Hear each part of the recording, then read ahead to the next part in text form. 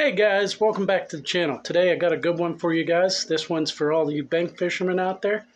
I know I haven't done a lot of videos targeted directly for bank fishermen, so stay tuned. This one's going to be a good one.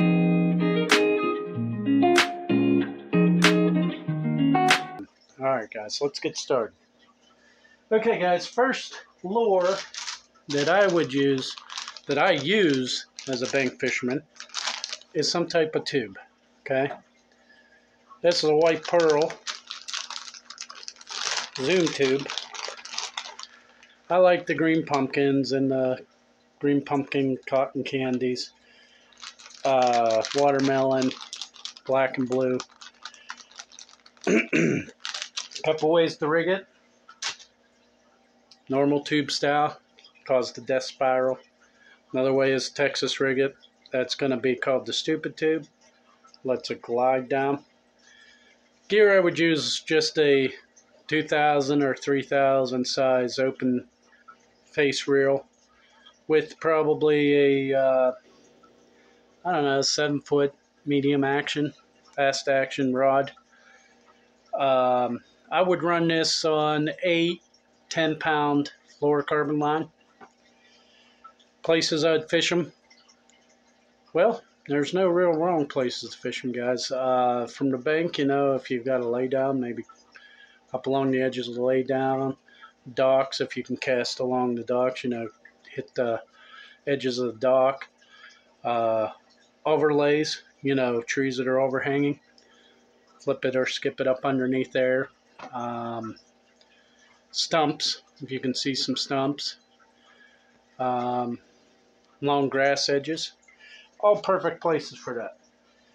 Okay guys, the next one that in my opinion is a must-have is drop shot. Now a couple baits here for you. The robo worm. This is in the bulled bluegill.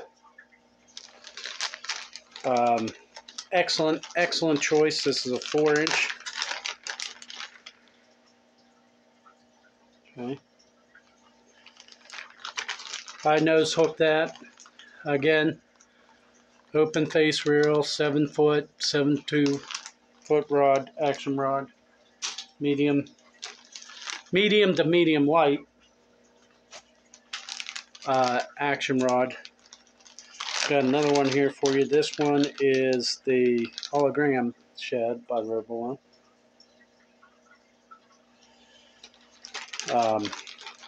And I nose hook it with an owner mosquito hook, size 1/0, 2/0 hook. And then one of my favorites that I started using last year is the Berkley Max Scent flatworm. This is the smoke black purple color. We've talked about this before. That's an absolutely deadly combination nose hook for a drop shot. Okay guys, and then moving right along. It would not be a bank fishing video if you did not have a senko. Gary Yamamoto, your Yum Dingers. I mean, there's a lot of companies. I like the Gary Yamamoto, but Yum Dingers aren't bad. This is the green pumpkin red flake color. Again, finesse technique. Your favorite wacky rig hook. Weighted. Sometimes weighted's better.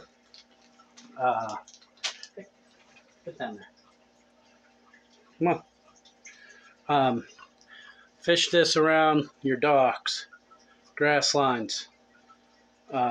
If you have a channel close to the bank, where it goes off deep, another excellent place to fish it. Overhanging trees, things like that. Line fairly 6 to 8 pound test. Play them out, guys. Don't have to overpower them. It is a finesse technique. Okay, then moving right along. Another one of the finesse techniques I want to talk about. None other than the Ned. This is yoga pants. This little color here is deadly. And clear water all the way to inches of visibility. With that being said, it's an open face technique, 7-foot medium action rod. Same places you would fish it. Technique I like to use, I have a video on Neb Rig, but I like to let it hit the bottom and pop it off the bottom. Let it hit the bottom, pop it up off the bottom. Occasionally I'll drag the rod tip, just pull the rod tip across, let that worm get dragged across the bottom a little bit and then pop it. But excellent, excellent bank fisherman lure. And then the TRD ticklers and the smell color. Another excellent choice. Okay, guys.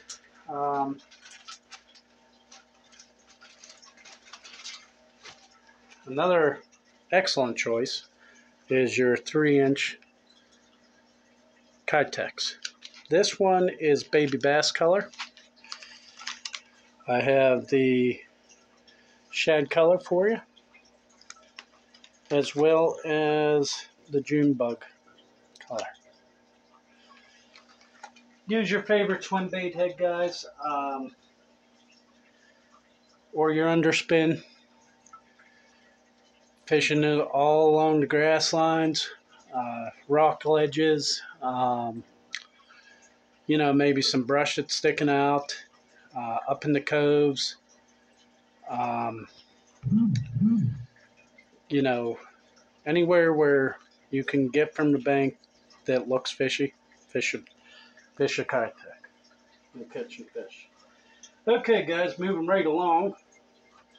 Trying to make this quick for you. Not too painful. We'll do a double here. Buzzbait. Excellent choice for bank fishermen. Also a spinnerbait. Guys, when you're using the buzzbait, you want to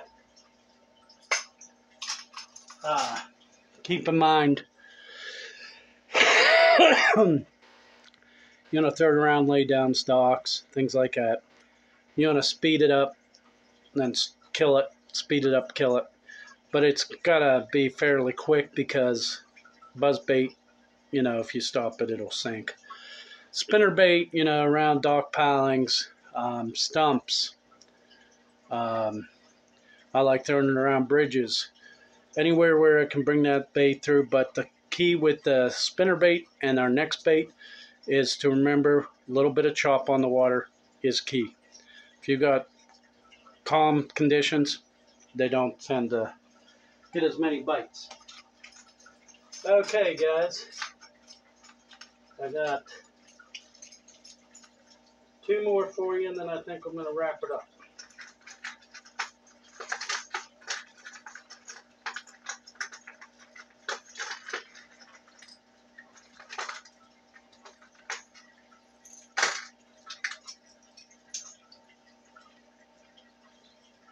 Okay, guys, so again, these are just a few of the lures that as a bank fisherman I know work very well. Couple key things is they don't snag. I mean, they will snag, but not as much, and they catch a lot of fish. So they're just a couple key lures that I use all the time when I'm bank fishing that you could use in your ponds, your lakes, if you don't have some way to get out on the water. Okay, going with top water, river to sea whopper plopper. This is in the gill color. Okay.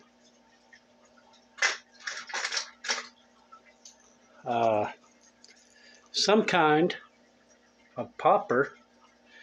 This is a Rapala white popper. Okay. When you're using these topwater baits, longer rod, maybe a 7.4. I would go with a medium heavy action. If I'm fishing muddy water, braid, straight braid. You know, anywhere from 15 to 17 pound braid, depending on the cover I'm around. If I'm fishing clearer water, I'm going to fish monofilament, straight monofilament. The other thing is, depending, like on the popper, I'm going to run braid to monofilament leader, because if I don't, a lot of times the braid will come up and get wrapped around your hooks. Running that monofilament will keep the line from the hooks.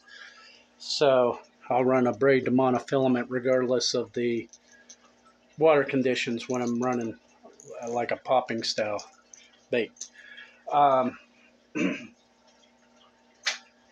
The key here is, guys, 7/4, longer rod. You want to make this long cast, fishing around dock pilings, overhanging trees, long riprap banks. If you got a channel that you know is close and you can cast to it, cast up along the edge of the channel, grass lines. They're excellent pretty much just about anywhere. Obviously they're not weedless, so if you got grass that's up on the surface, you can't, but you can run it along the edges. That's a great way to do it. Okay, guys, and then last but not least, the jig. This is a muddy, dirty jigs finesse PB&J jig. Finesse jig. Where would I run this? Well, first off, I'd have a trailer on it. Depending on how active the fish are, I might run a chunk, or I might run some kind of flapping crawl on the back of this. But I'm going to run this around docks, laydowns, overhanging trees, grass edges, all the same places. I'm going to use a jig rod though, and I'll probably do a 7/4 medium heavy action, fast action rod, a jig rod. I'm going to run that with straight fluorocarbon as a roll. Depending on the area, 15 to even up to 17-pound fluorocarbon, and I'm going to run that with a 7-to-1 gear ratio bait casting reel. Technique: flip it out there, let it hit the bottom, pop it up, let it hit the bottom, maybe send it a little drag, pull your rod tip across, pop it. The jig is an absolutely deadly lure, guys. It's going to catch you big fish. But the key here is to not be predictable to the fish, okay? So you don't want to get into, what I'm trying to say is you don't want to get into a rhythm where it's like pop, pop, pop, drag, pop, drag, pop, pop, drag. You want to mix it up. Maybe 2 pops, a drag, 3 pops, 1 pop, drag. Get crazy with it. Get creative with it. That's going to create more strikes for you. And the fish, it just looks more natural. Jig's going to present itself as like a goby or a crawfish coming across the bottom. And they're not always going to just do the same thing. They're not always going to just pop once and then pop twice more and pop once and then pop. So you want to mix it up a bit. All right, guys. Well, if you enjoyed the video, please hit that thumbs up button. If you got something from it and you're not subscribed, please smash that subscribe button. And as always, if there's anything I forgot, anything you guys would like to add, or any questions you may have, please leave them down in the comments below. Love to hear from you guys. It was kind of a long video, but I wanted to be thorough on it. And hey, guys, thanks for watching. We'll see you on the next one.